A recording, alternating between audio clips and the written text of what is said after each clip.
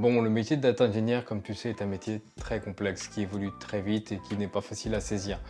Donc j'ai décidé de faire une vidéo assez cool dans laquelle je te parle de ce que c'est et surtout de 10 points qui sont importants à connaître pour te sentir à l'aise dans le métier.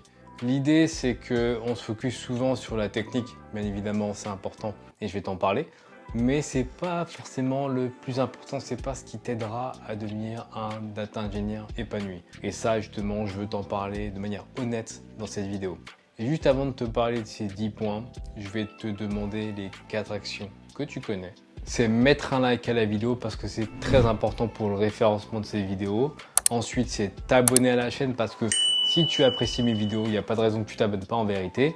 La troisième action, c'est de mettre la cloche pour être averti de toutes les vidéos qui vont venir dans les semaines à venir. Et la quatrième action, c'est mon cadeau gratuit. Dans mon cadeau gratuit, justement, je te parle des compétences techniques pour devenir soit data engineer, soit data analyst, soit data scientist. Je te parle aussi des diplômes, des compétences techniques, mais surtout des salaires. Et crois-moi que les salaires sont assez énormes en data science et en data engineering. Tu trouveras le tout en description. Vas-y, va choper ça, ça n'attend que toi. Dans cette vidéo, je voulais vraiment parler de ce qui est pour moi important en tant que data engineer. Ça fait longtemps que je suis en informatique, donc souvent je décèle des points, souvent des manquements que les gens ont. Et pour moi, ça me choque parce que je me dis comment la personne ne peut pas savoir ça. C'est super important de savoir ces points.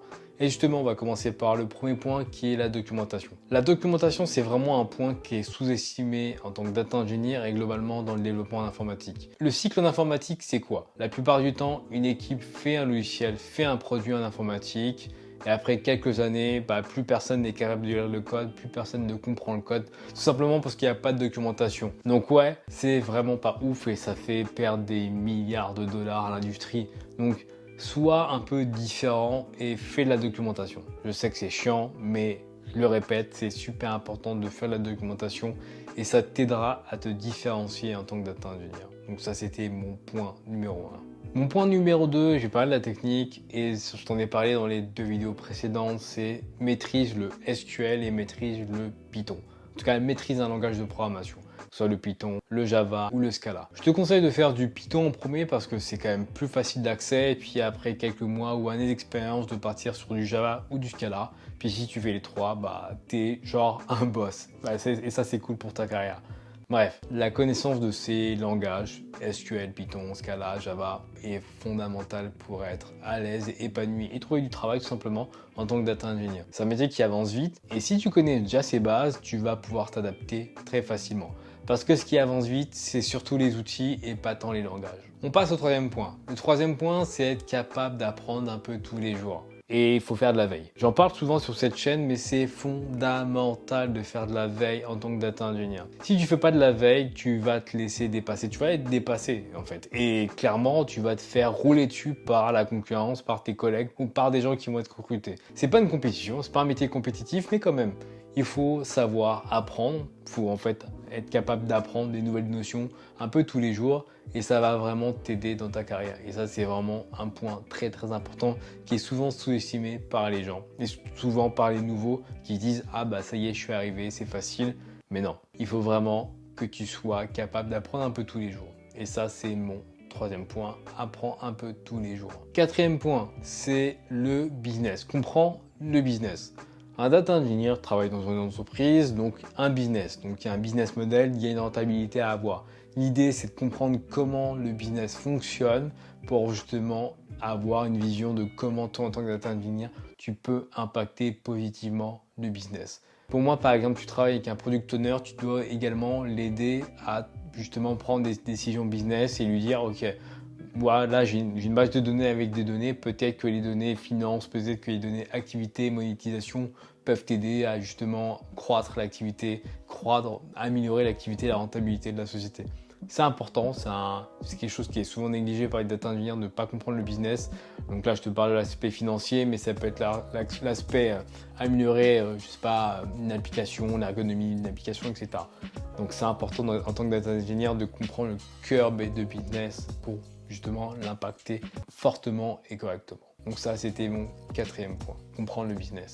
Le cinquième point, c'est la communication. il est fondamental de correctement communiquer avec l'ensemble de tes collègues, de tes clients ou même de ton manager. C'est important parce que être data engineer, donc être développeur, c'est surtout un sport d'équipe. Mais bref, je t'en parle un peu plus loin dans la vidéo, donc reste accroché ici parce qu'on en parle un peu plus, on va développer un peu plus ça. Je parlais de collaborer juste avant et justement, je vais te dire une chose qui est importante, c'est savoir être indépendant. En tant que data engineer, c'est des métiers qui sont quand même assez indépendants, c'est-à-dire que tu dois être capable de travailler tout seul. C'est-à-dire que, bien évidemment, si tu ne comprends pas, pose des questions, mais quand on te donne un sujet, il faut que tu fasses avancer le sujet. Et plus tu seras indépendant, plus tu auras en fait une capacité de travail qui va aider ton équipe. Donc être indépendant, donc être capable de travailler seul est quelque chose de très important et qui te permettra de te différencier. Bien évidemment, si tu es bloqué, ne sois pas timide, pose des questions, ça c'est évident. Septième point, c'est savoir collaborer. Je t'en parlais un peu avant sur la communication, mais savoir collaborer, c'est capital. Donc je te dis savoir collaborer en termes de communication, mais aussi en termes d'outils. Il est important de commenter ton code. Il est important de faire du code lisible. Il est important de faire la documentation, encore une fois, je t'en ai parlé. Il est aussi important de savoir faire du Git et de comprendre comment fonctionne la collaboration avec Git. Bref, collaborer d'un point de vue humain ou d'un point de vue technique sont des capacités capitales en tant que data engineer. Parce qu'encore une fois, c'est des métiers qui avancent très vite. Donc tu dois être capable de voir, en fait, d'apprendre des autres pour justement éviter de tout apprendre. Donc ça, c'était mon septième point. Donc pour ce huitième point, il est capital de comprendre comment fonctionne un système distribué. Les systèmes distribués sont très utilisés dans le monde de la data science et du data engineering parce que c'est vraiment, on part sur la logique de diviser pour mieux régner. Donc il faut comprendre comment cette logique de diviser pour mieux régner a été mise en place par des providers, par des fournisseurs comme AWS, Azure ou Google Cloud. Très important de comprendre les behind the scenes de ces technologies en tant que data engineer, mais pas que, parce que aussi les data scientists et data analysts utilisent ces technologies, donc peut être amené à comprendre et à analyser ces systèmes. Neuvième point, il faut être proactif. Oui, parce que dans le monde de la data, il y a énormément de travail, il y a énormément de jobs et d'opportunités, et plus vous êtes proactif, plus tu es proactif, plus tu vas vraiment tirer ton épingle du jeu et vraiment pouvoir devenir un vrai data engineer.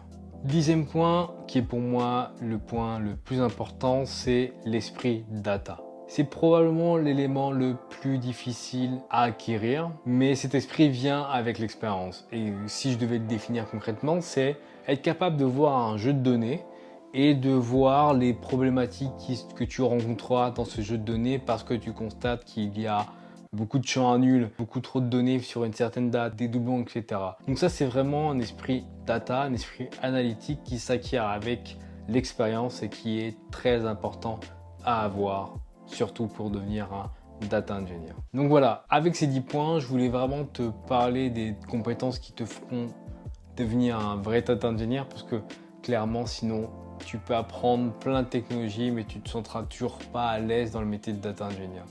C'est des points qui peuvent être utiles à des data scientists ou data analysts. Donc pareil, data scientist, data analyst, n'hésitez pas à prendre ces points pour justement booster votre carrière et votre salaire forcément.